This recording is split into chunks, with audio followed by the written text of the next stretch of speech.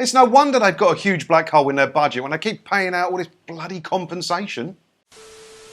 Hi, it's me again, and last week we talked about the Bashir thing. That's not what we're talking about this week, obviously, but we talked about the Bashir thing because they paid out quite a lot of compensation for that, and they're having to pay 1.4-ish million to a charity. Granted, that money's coming from BBC Studios. It's the money they got from selling that Bashir thing, the interview with Diana, all around the world.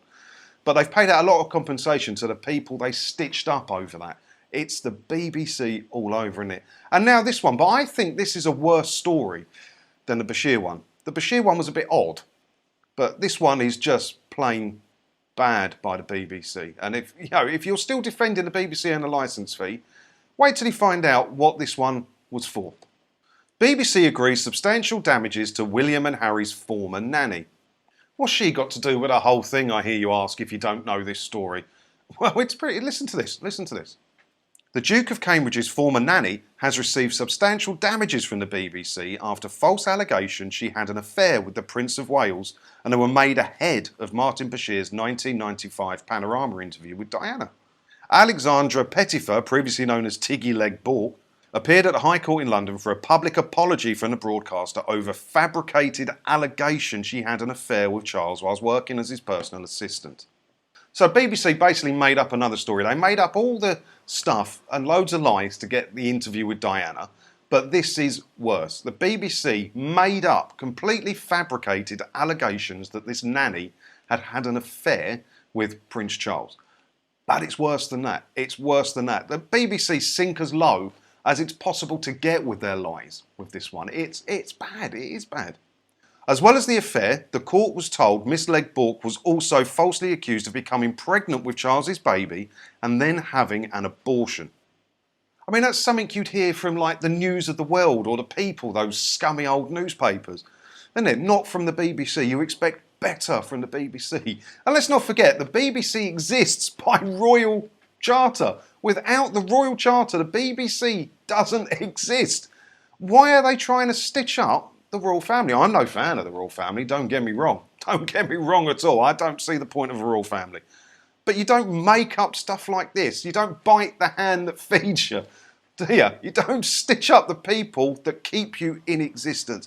And lies like that are pretty bad, right? The Prince of Wales having an affair with a nanny, getting her pregnant and then having an abortion.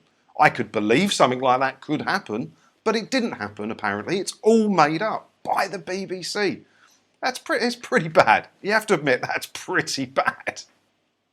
The solicitor said that the totally unfounded allegations appeared to exploit some prior false speculation in the media about Charles and Miss Leg Bork, whose duties at the time involved looking after William and his brother Harry.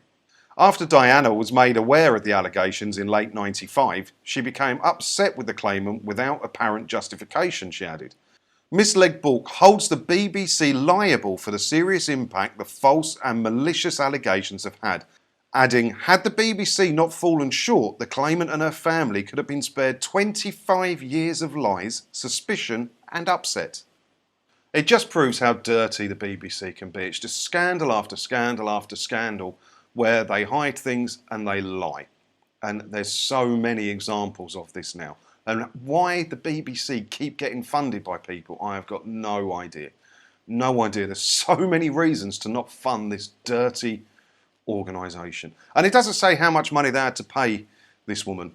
I mean, the guy that got his career completely ruined after the Bashir thing when he tried to tell the truth about the BBC got somewhere between 50 and 100 grand. One of the other people from that, I think, got near $1 million, but it's hard to find out. And this one doesn't say at all. But if I do find out, I'll let you know. But it's just, I'm never surprised by anything the BBC says. But making up a lie that someone had an affair with a member of the royal family, got pregnant by him and then aborted the child, that's pretty low. Even by BBC standards, that's pretty low, isn't it? So if you're still defending the BBC and you still want to continue paying your licence fee, even after all the things we know about them, let me know why in the comments. I know I'm preaching to the converted here, so there won't be many comments about that. But let me know down in the comments below. And as always, thanks for watching, and don't forget to hit the subscribe button if you haven't already. That way, hopefully, I'll get to see you in another video again soon, won't I? Ta-da.